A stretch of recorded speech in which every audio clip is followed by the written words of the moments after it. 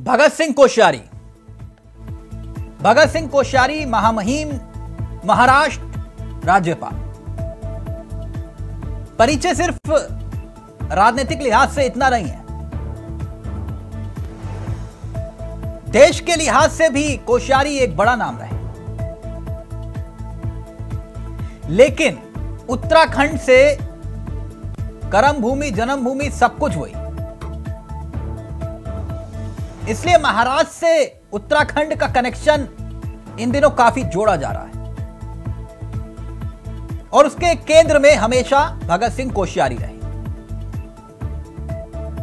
जिस वक्त सीएम धामी के नाम का ऐलान हुआ चौंकाते हुए, तब भी भगत सिंह कोश्यारी से कनेक्शन जोड़ा गया।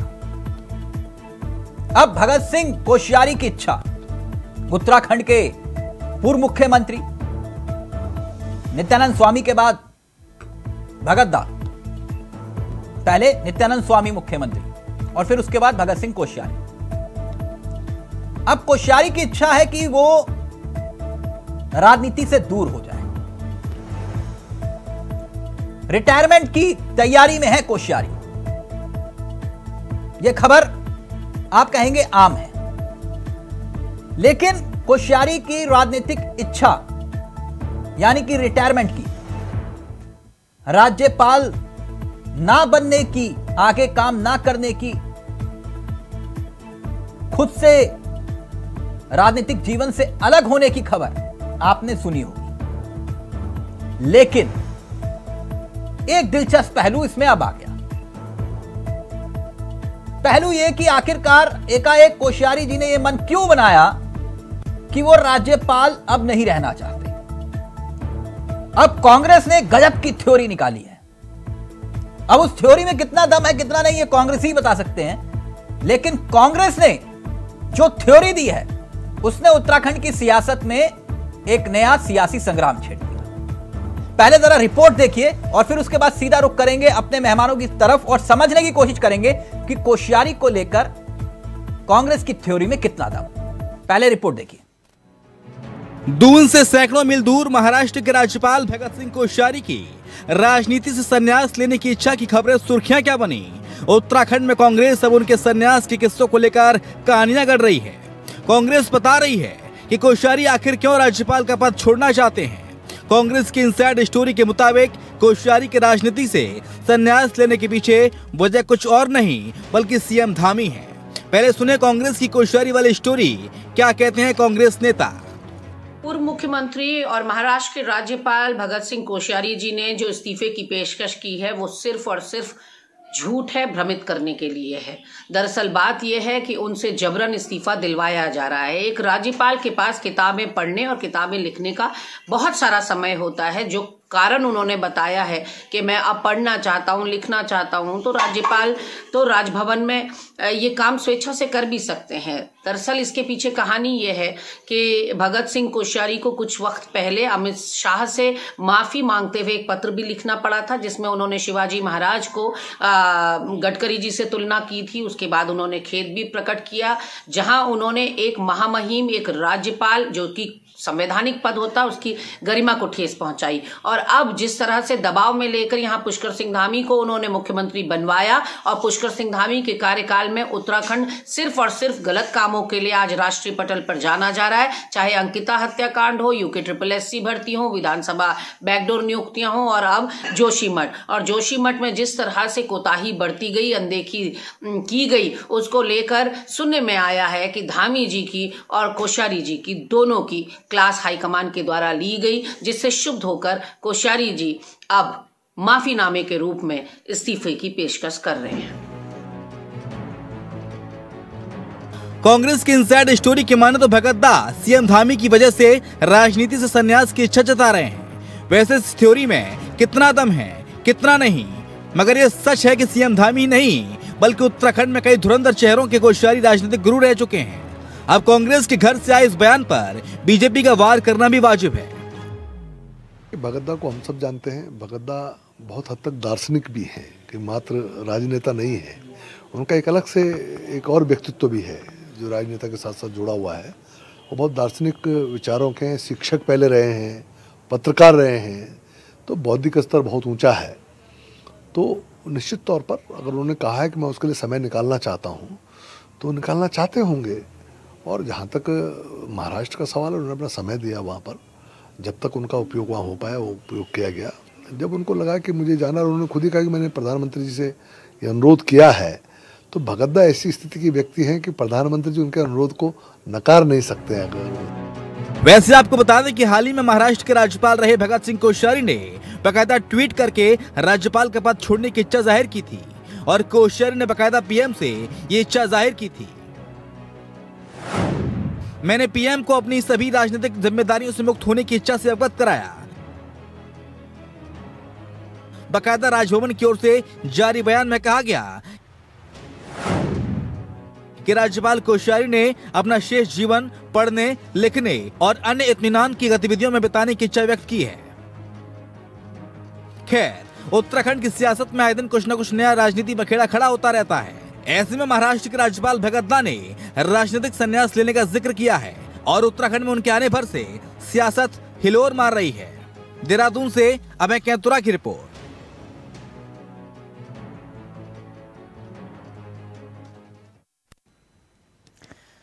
तो कोश्यारी को लेकर कांग्रेस की थ्योरी में कितना दम, आज इसी पर हम चर्चा करेंगे। दिलचस्प इनसाइड स्टोरी कांग्रेस की। सीधा रुख कर रहे हैं, हमारे साथ जो मेहमान जुड़ रहे हैं उनसे आपका परिचय करवा देते हैं। हमारे साथ राजेश चमोली जी इस कार्यक्रम का हिस्सा बन चुके हैं, कांग्रेस के नेता हैं। दर्शन डोभाल जी आम आदमी पार्टी के नेता हैं। अभिमन्यु कुमार जी वरिष्ठ नेता बीजेपी। आप सभी का बहुत बहुत स्वागत है। राजेश चमोली जी, चर्चा की शुरुआत आपसे करना चाहूंगा। वो बचपन में हम जब स्कूल में पढ़ते थे तो सबसे पढ़ाकू बच्चा अक्सर हम देखते थे किताब में ही घुसा रहता था। हम कहते थे करता क्या है। तो बाद में पता चलता था जब नंबर कम आते थे तो वो किताब के अंदर मनोहर कहानियां पढ़ता था। क्या मनोहर कहानियां।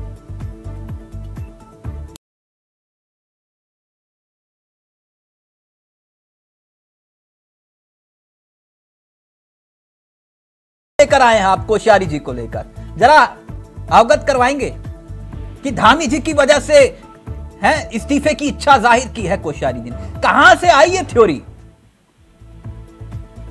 देखिए त्रिभाई, थ्योरी वाली बात यह है कि मुझे याद है कि दिसंबर माह में एक न्यूज चली थी आज तक चैनल पर कि महाराष्ट्र में बीजेपी के लिए सरदर्द बने भगत सिंह कोश्यारी जी, राज्यपाल भगत सिंह कोश्यारी जी।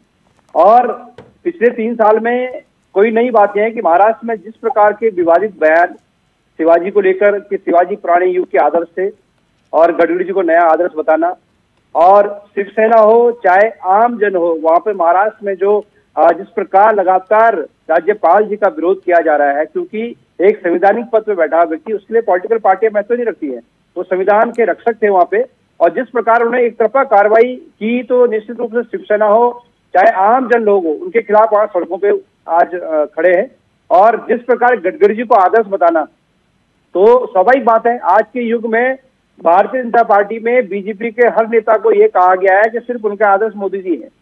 अब मोदी जी को लेके अगर कोई ये कह दे कि हमारा आदर्श गडकरी जी है, तो आप आंकलन कर सकते हैं कि नहीं चमोली जी, ये ना वो ये हवाई फायरिंग नहीं, मैं ये समझना चाह रहा हूं कि आपके नेता कह रहे हैं कि कोश्यारी जी धामी जी की वजह से इस्तीफा देने की पेशकश कर रहे हैं। मैं ये समझना चाह रहा हूं कि कैसे ये कनेक्शन मुझे नहीं समझ में आया। इतना तो समझ में आता है कि राजनीतिक गुरु हैं, ऐसे तो राजनीतिक गुरु तो कई हैं, तो ये समझ में नहीं आया मुझे कनेक्शन। नहीं, कनेक्शन देखिए, अब राजनीति में हर प्रकार से कनेक्शन कुछ ना कुछ आप लोग मतलब इतने देश के चौथे स्तंभ हैं, हर प्रकार के सूत्रों के माध्यम से आप कुछ ना कुछ इस टाइप का मतलब एक मिल जाता है कि भाई क्यों इस्तीफा दे रहे हैं। बात यह है कि अब देखिए इस राज्य में पिछले 1-1.5 साल के अंदर 22 भर्ती घोटाले हो जाना, और पूरा प्रदेश जानता है कि भगत सिंह कोश्यारी जी के अनुकंपा पर उत्तराखंड के मुख्यमंत्री धामी जी बने। पूरा प्रदेश जानता है, आप भी जानते हैं, हम सब लोग जानते हैं, पैनल में बैठे लोग भी जानते हैं कि हारने के बावजूद अगर राज्य का मुखिया और इतने भर्ती घोटाले होने के बावजूद भी केंद्र की सरकार अगर धामी जी को नहीं छेड़ रही है, तो निश्चित रूप से कुछ ना कोई ऐसा विरोधाभास हो गया। एक मिनट, या तो कोश्यारी जी की बात आला कमान सुन रहा है या फिर कोश्यारी जी की बात आलाकमान नहीं सुन रहा? मैंने मैं ये समझ नहीं पा रहा हूं भाई। मैं ये कह रहा हूं कि आप देखिए इस राज्य में 20-22 भर्ती घोटाले हो गए। जब राज्य को मुखिया की जरूरत थी उस टाइम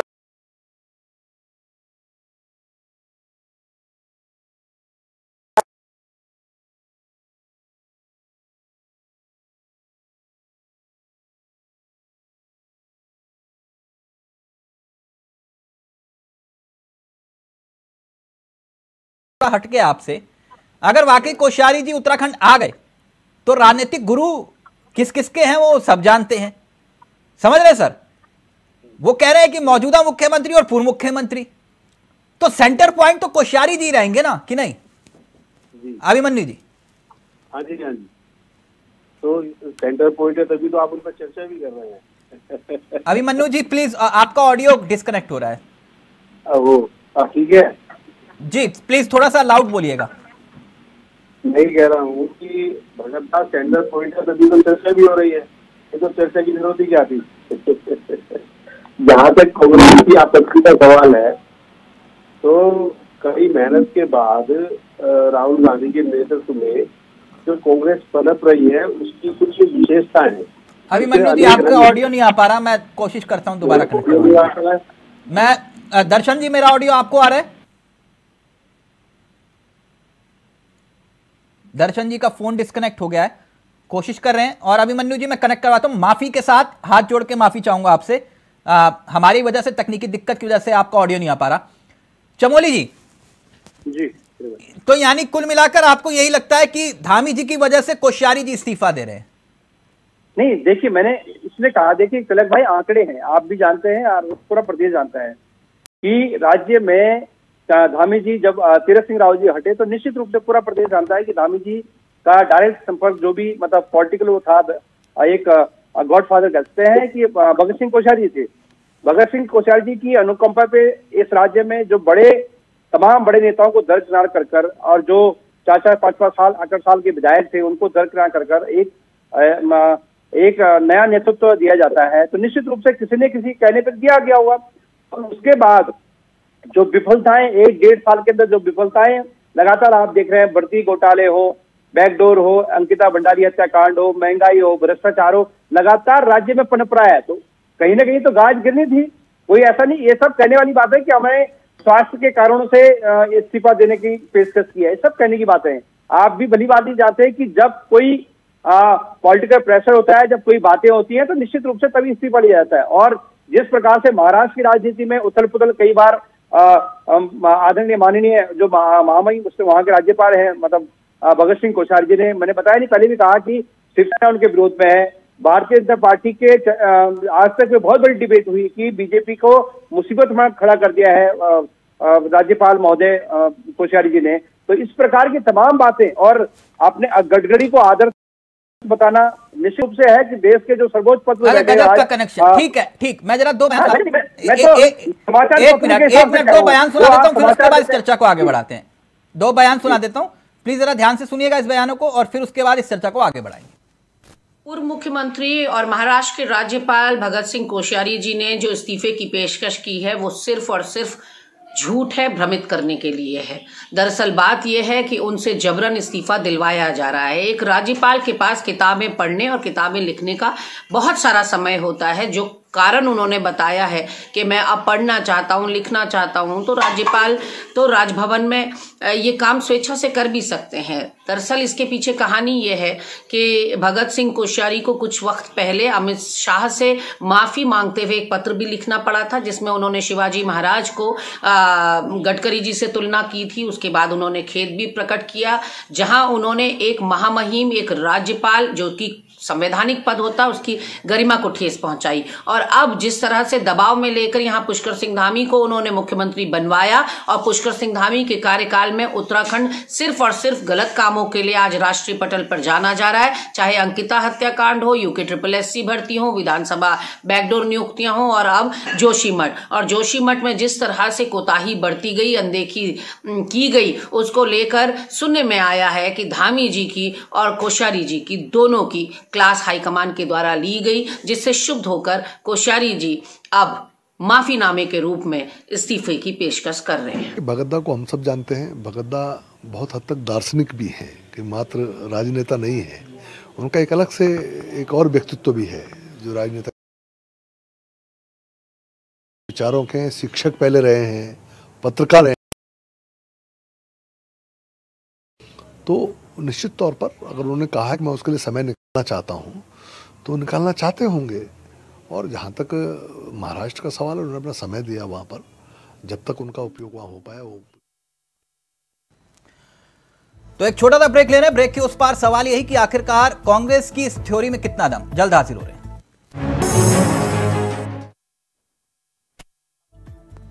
कांग्रेस कोश्यारी और थ्योरी। ब्रेक से पहले आपने सुना कि कांग्रेस किस तरह से सवाल उठा रही है भगत सिंह कोश्यारी के इस्तीफे की पेशकश को लेकर। एक गजब का कनेक्शन उत्तराखंड से जोड़ा जा रहा है। सीधा रुख कर रहे हैं अपने मेहमानों की तरफ। दर्शन डोभाल जी भी हमारे साथ जुड़ गए हैं, अभिमन्यु कुमार भी हमारे साथ जुड़े हुए हैं। दर्शन जी, कांग्रेस की थ्योरी सुनी आपने, कुछ लगता है दम है इस थ्योरी में? Inside story Congress. नहीं, आज का मुद्दा मुझे जैसा बताया गया कि कोश्यारी जी के ऊपर है। कोश्यारी जी जो है अभी राजनीति में फिर से पदार्पण कर रहे हैं, क्या ये मुद्दा यही है? नहीं, राजनीति में पदार्पण नहीं कर रहे, वो इस्तीफे की पेशकश दे रहे। कांग्रेस कह रही है कि धामी जी की वजह से इस्तीफे की पेशकश कर रहे हो। नहीं, देखिए मैंने जितना अभी मुझे बताया गया है कि बिल्कुल उन्होंने पेशकश तो की है, वो खबर मुझे भी है, लेकिन उसके साथ साथ तो दोबारा से राजनीति में सक्रिय होना चाहते हैं, ये खबर है। अच्छा है, मतलब खबर में भी एक और खबर निकाल दी आपने तो। बिल्कुल, खबर में नहीं निकाली है, मीडिया ने निकाली सर। अच्छा, मतलब दोबारा राजनीति में सक्रिय होना चाहते हैं, इसलिए वो राजभवन सक्रिय होना चाहते हैं। हाँ। और वैसे तो चावला साहब सक्रिय तो पहले से है। हाँ। सक्रिय तो वो तब भी थे राजनीति में जब वो महाराष्ट्र उनके पास अभी भी आज भी वो बने हुए हैं, वहां के गवर्नर बने हुए हैं। लेकिन उसके साथ साथ उत्तराखंड में उनकी सक्रियता हमेशा रही है और इस दौरान भी थी। मतलब एक खबर उन्होंने निकाली है, आपने भी खबर की खबर निकाल दी। मैं कौन तो खबर निकालने वाला? क्या बात कर दी आपने? नहीं, दर्शन जी आप ही तो बता रहे हैं। उन्होंने कहा कि वो धामी जी की वजह से इस्तीफे की पेशकश कर रहे हैं, आप कह रहे हैं कि उत्तराखंड में सक्रिय राजनीति में आने के लिए कर रहे हैं। एक तो पेशकश उन्होंने की है इस्तीफे की पेशकश इसलिए की है कि उनको राजनीति में सक्रिय होना है। ये बड़ी साफ बात है, ये मीडिया की रिपोर्ट है सर, मेरी नहीं है।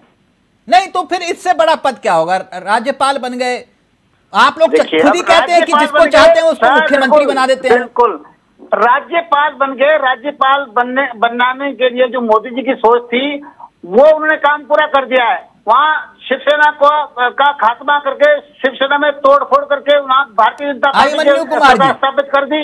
अब उन्होंने वो काम तो कर दिया, मुझे नहीं लगता कि उनका कोई काम बचा हुआ है, इसीलिए तो उनको राज्यपाल बनाया था मोदी जी ने।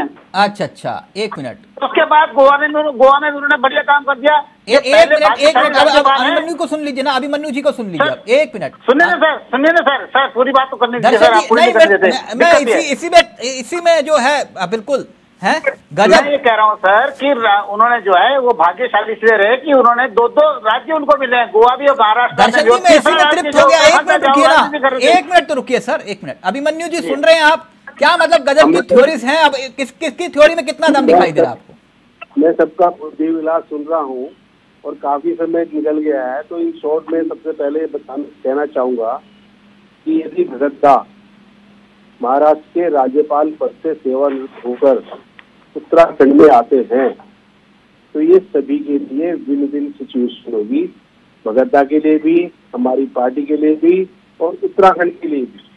और इससे भी आगे अगर कांग्रेस भी चाहे तो वो भी उनके अनुभवों से लाभ ले सकती है, क्योंकि वो इस समय राजनीति से ऊपर उठ चुके हैं। उन्होंने कहा है कि मैं राजनीतिक गतिविधियों से मुक्त होना चाहता हूँ, मुक्त होकर वो अपना यहाँ स्वाध्याय अध्ययन मनन करना चाहते हैं। लेकिन समस्या क्या है कि कांग्रेसियों को ये बताया गया है कि वहाँ परिवार के अलावा किसी भी सदस्य की, अपनी पार्टी के किसी सदस्य की प्रशंसा नहीं कर सकते। भगतदा तो ठहरे विपक्षी पार्टी के, अब ये प्रशंसा कर नहीं सकते तो आलोचना ही सही। अब आलोचना में जो जिससे बीमार है वो अपने हिसाब से आलोचना कर रहा है, तो ये कांग्रेस का इस समय लगभग चरित्र बन चुका है। नहीं अभिमन्यु जी, ये बात तो सही है ना कि मुख्यमंत्री और पूर्व मुख्यमंत्री उनके सेंटर पॉइंट तो कोश्यारी जी है ना, जो आजकल कभी मैं सीधा नाम ले लेता हूं सर। वो कह रहे त्रिवेंद्र सिंह रावत जी और पुष्कर सिंह धामी जी, उनके सेंटर पॉइंट मैं तो ये कह रहा हूँ, आप भगत को इनको इतना प्लीटिल क्यों कर रहे हैं? भगत ऐसी शख्सियत है जिन्होंने उत्तराखंड का कोना कोना छाना है। हर गांव में उनको चाहने वाले लोग हैं। हाँ। इस उत्तराखंड को जो आज है उसको बनाने में उनकी कड़ी मेहनत की है। इंग्लिश के प्राध्यापक थे, उसको छोड़कर सबसे पहले उन्होंने राष्ट्रीय संघ का यहाँ पर संगठन का जाल फैलाया। राजेश चमोली जी, आप अपनी बात रखिए। अभिमन्यु जी की आवाज बहुत कम आ रही है, तकनीकी दिक्कत की वजह से। मैं माफी चाहूंगा सबसे कि समस्या ऑडियो की वजह से आ रही है। राजेश चमोली जी, सुना आपने? अभिमन्यु जी कह रहे हैं, आप सुन नहीं पाए होंगे, मैं बता देता हूं क्योंकि आज ऑडियो में कमी है। वो ये कह रहे हैं कि भाई अनुभव का लाभ लीजिए कोश्यारी जी के, वो राजनीति से अब ऊपर उठ चुके हैं, आएंगे तो उनका लाभ लीजिएगा। कांग्रेस भी कुछ काम आएगा आप लोगों के। नहीं, कांग्रेस को लाभ लेने की आवश्यकता नहीं है। जिस टाइम माननीय मुख्यमंत्री बने भगत सिंह कोश्यारी भगत दा, उस टाइम राज्य को लाभ देने की आवश्यकता उनकी थी। उन्होंने राज्य को कितना लाभ दिया पूरा उत्तराखंड जानता है।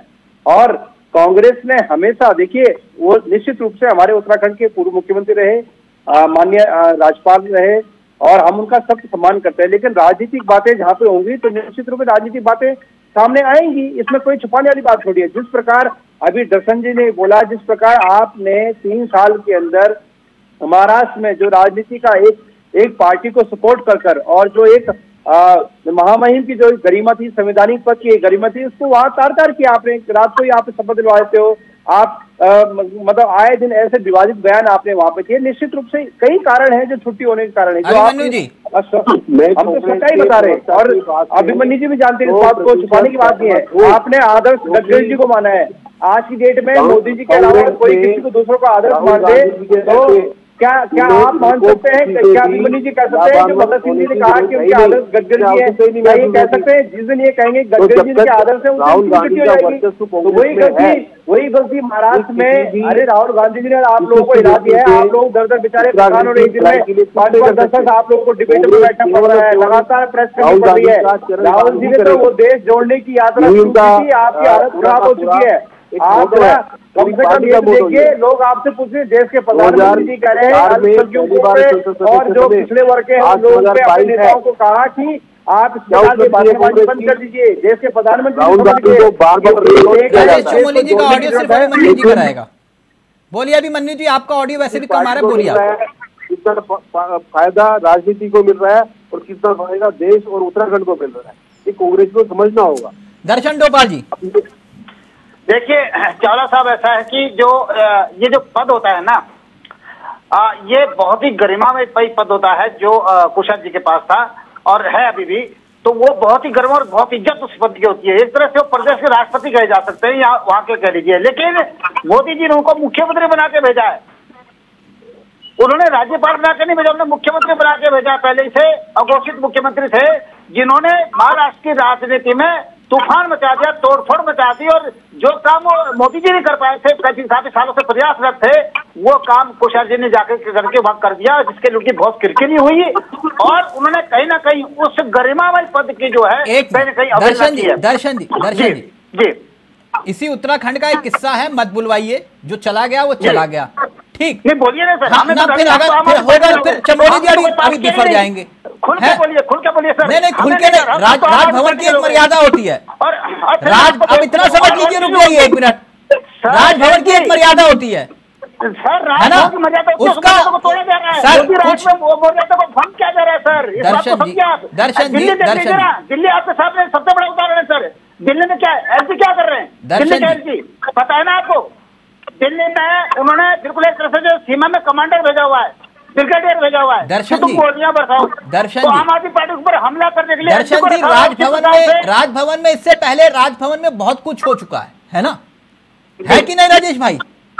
हम ये मुझसे चाह रहे हैं, उकसा रहे हैं कि बोल दो, मेरी बात समझ रहे हैं ना? आप तो एक बड़े बेबाक पत्रकार है सर, और हम आम आदमी पार्टी के लोग तो हमें तो कोई दिक्कत ही नहीं, आप जो बोले, क्योंकि हम तो सुनना चाहते हैं। नहीं राजेश भाई देखिए, उकसा रहे हैं मुझे, वो कह रहे हैं कि बोल दो राजभवन में क्या हुआ था। नहीं बताना चाहिए आपको, अगर उकसा रहे तो बताइए।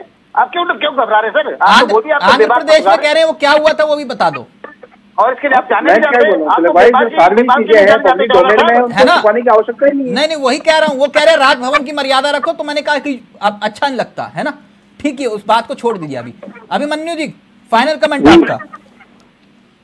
मेरा फाइनल कमेंट इतना ही है कि भगत दा की शख्सियत जो है वो उत्तराखंड पर गर्व करता है। वो उनका योगदान रहा है अपने पूरे जीवन उत्तराखंड को बनाने में, उसको आगे बढ़ाने में, उत्तराखंड के पूरे समाज को आगे ले जाने में, पूरा उत्तराखंड उन पर गर्व करता है। अभिमन्यु जी ये इधर उधर की, अब मैं मुद्दे पे आता हूँ, ये घुमाने की छोड़िए। अब पहले चलती थी 3G उत्तराखंड में, 3G होता था, 3G कोश्यारी जी, निशंक जी और खंडूरी जी, और फिर वो हो गया 6G।